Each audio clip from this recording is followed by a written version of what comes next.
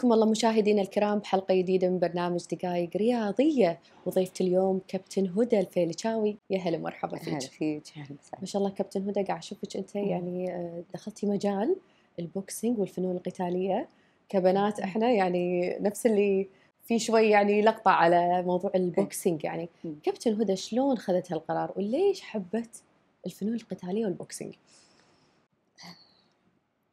لقيت نفسي فيها، لقيت اللي تنفس عن داخلي. فكبداية بوكسينج من المدرسة كنا، بس بعدين لما تخرجنا كذي خذيتها 4 سنين. فلقيتها البوكسينج حلو، بس هم لقيت مرحلة MMA عندي أحسن، لأن البوكسينج والMMA اثنيناتهم نفس الحركات، بس عندي الMMA وهو شامل مثل البوكسينج مثل التايكواندو. يعني شو الفرق بينهم وجهة نظرك؟ يعني بوجهة نظري هو الفرق شنو؟ إن الفول كونتاكت عند MMA وهذا لا، مو بس ضربات. اي فهمت عليك. خلينا نقول شامل، هذا شامل اكثر، هذا اقل شوي. ممكن كذي. حبيت اكثر MMA، دخلت في المجال MMA اكثر ومارسته هم زياده ال4 سنين قدام، وان شاء الله اكمله ان شاء الله يا رب. ان شاء الله. والله شعورك كابتن هدى وانت تلعبين بوكسينج وفنون قتاليه، خاصه ان على قولتك حبيتي لانه يطلع الستريس اللي فيك، خلينا نقول، وشفتي نفسك فيه. فشنو شعورك وانت تلعبين اللعبه هذه؟ شعوري لقيتها انه وايد حلو. في البدايه كنت متخوفه، بس مع مرور الوقت لا، حسيت بثقه اكثر وراحه.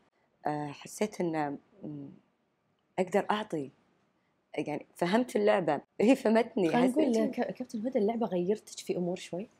ما غيرتني، خلتني يعني غيرت مثلا، حسيتي اطباع، حسيتي ضافت لك امور؟ اي ضافت لي الثقه بشكل كبير، ضافت لي بحياتي لقدام. وانا اقول الثقه اهم شيء، هي ضافت لي هالشيء حبيته فيها. خلينا نقول قبل التمرين كابتن هدى، دائما لما قبل لا تدشين الحلبة، هي الحلبة بروحها شوي تحسين شعورها يخوف وشكلها شوي فيه. فكابتن هدى شلون تتغلب على هالستريس والخوف قبل دشة الحلبة؟ ويكون من ورا الحلبة. هو لازم في طقوس انه تكون بينك وبين نفسك، محادثات تكون بينك وبين نفسك، يعني مثل بوش، دافع حق نفسي، مثل يعني اقدر اسويها، اتحمل، انا قدها. في وايد اسوي هالشيء انه يخليني لا انت قدها وزياده. اذا خفت اقول هذه بدايه المشوار حلو، فعادي هالشعور حلو اذا انا خفت، مني تلاقيني اخلي حق نفسي شوي ريلاكس يكون. شنو اصعب موقف مر عليك كابتن هدى في البوكسينج؟ يعني خلينا نقول في التمرين، في بطولاتك، خلينا نقول من المواقف الصعبه اللي ما تنسينها. اللي مو قادرة أنساها إني وقت لما تكون فايت بيني وبين واحدة، دائما يكون لي ما أبي أعورها.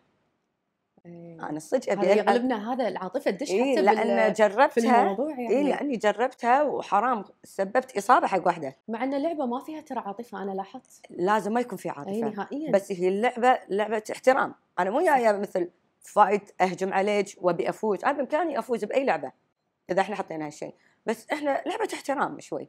فايت بيني وبينك كذي، يعني تطقني وترسلي لي وهذا، بس إنه ما أبي أصيبها بأي مثل ألم كذي، إصابة كذي. هذا اللي شوية إنه خلاني أبتعد، ما أبي أعور اللي قدامي. صراحة راح أكمل معك هذا الحوار، أنا أستانس على هالتفاصيل لأن هذا هو أساس هالرياضات. لكن من بعد الفاصل أعزائي المشاهدين راح نرد معاكم مع كابتن هدى الفيلتشاوي والسوالف عن البوكسينج، لكن من بعد هذا الفاصل.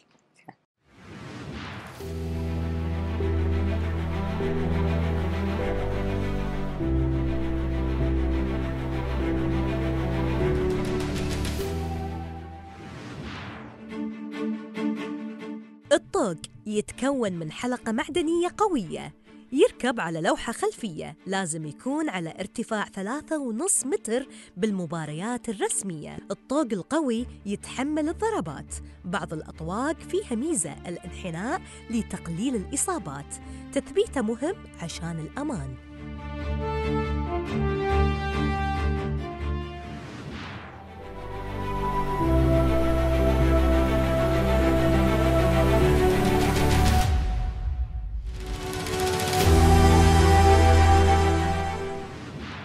أعزائنا المشاهدين، رجعنا لكم مرة ثانية من برنامج دقائق رياضية، وضيفتي كابتن هدى الفيلتشاوي.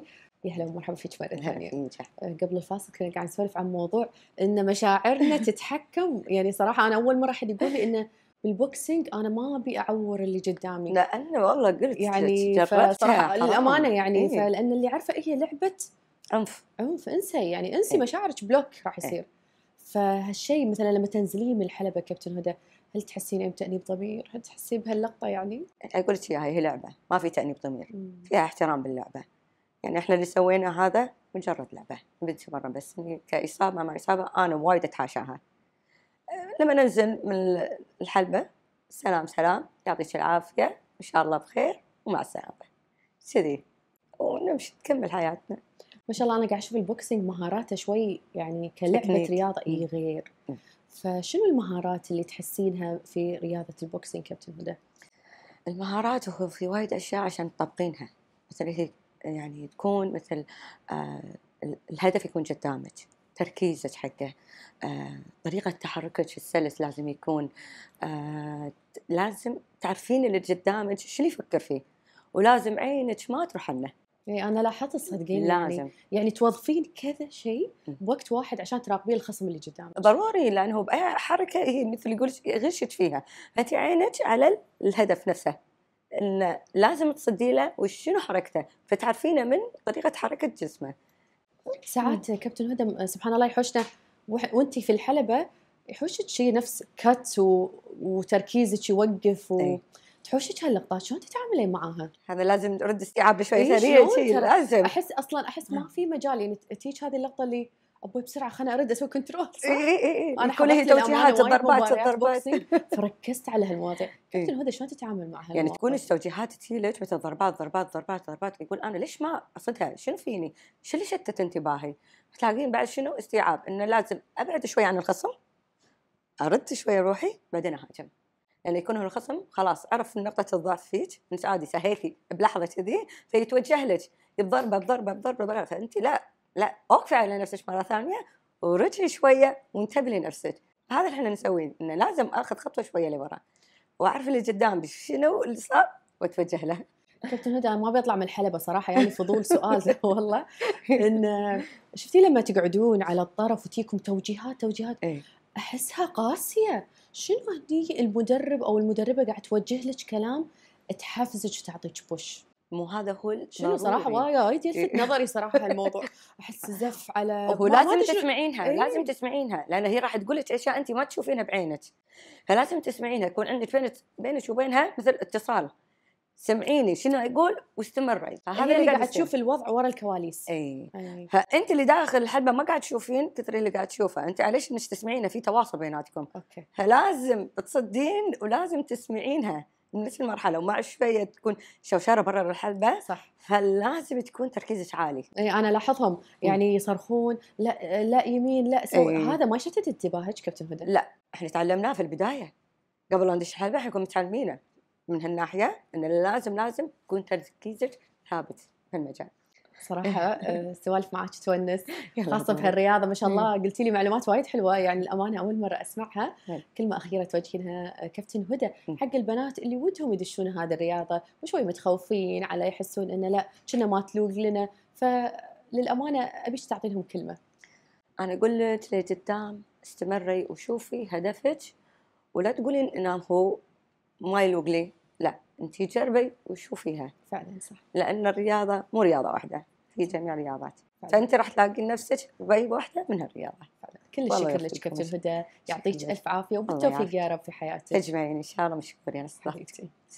أعزائنا المشاهدين، وبكذي وصلنا معاكم لختام حلقتنا من برنامج دقائق رياضية. نشوفكم في حلقات جديدة وضيوف يدد معنا بإذن الله. مع السلامة.